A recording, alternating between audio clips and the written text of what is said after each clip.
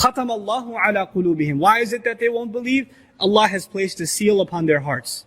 Khatamal ala quloobihim. Now this is the ayah I will conclude with today, but I want to tell you something very beautiful and powerful about this surah. This surah, when we began, we said, ذَلِكَ الْكِتَابِ لَا رَيْبٍ.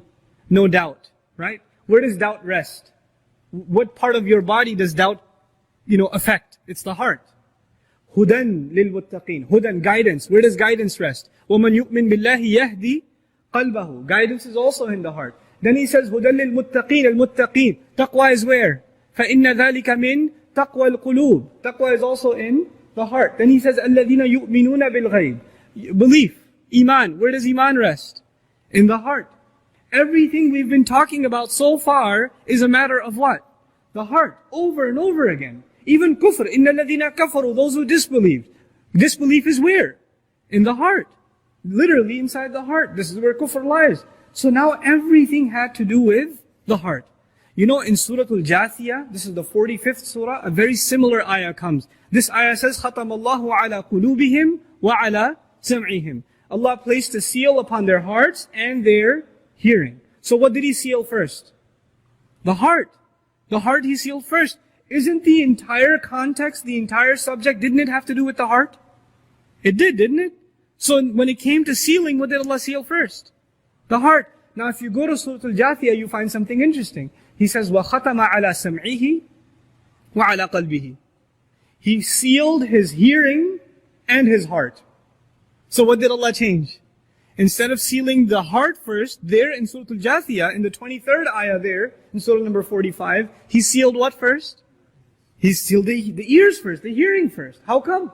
This surah seals the heart first, that one seals the hearing first. This is the last thing I'll share with you and conclude this ayah inshallah. In Surah Al-Jathiyah, way in the 8th ayah, we learn something. We listen to this ayah. He says, يَسْمَعُ آيَاتِ اللَّهِ تُتْلَى عَلَيْهِ ثُمَّ يُصِرُّ مُسْتَكْبِرًا كَأَن لَّمْ يَسْمَعْهَا. He listens to the ayat of Allah being read onto him. And he turns away in arrogance as though he hadn't even heard them. What was the crime of the disbeliever in Surah Al-Jathiyah? Refusal to what? Listen. So 15 ayat later, when it came to sealing, Allah seals His ears first. خَتَمَ عَلَى سَمْعِهِ وَعَلَى قَلْبِهِ. Subhanallah. How subtle the speech, Even how words are placed, Allah Azza wa Jalla puts perfection in them. This is the subject matter is the heart, so the heart is sealed first.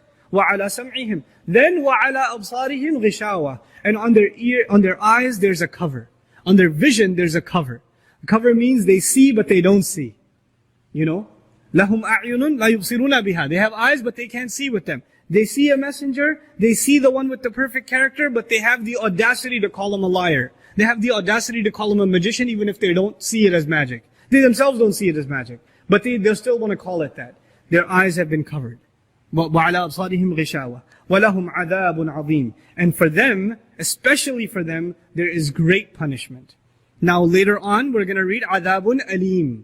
Painful punishment. Now we're reading azaabun azeem. Great punishment. What is the difference between these two, inshallah ta'ala? I'll share with you in detail tomorrow. How come Allah mentions great punishment? Then later on He will mention painful punishment. We'll conclude with this ayah. Barakallahu li wa lakum fil Qur'an al-Hakim. Wa nafa'ni wa iyyakum bil ayati wa dhikr al-Hakim.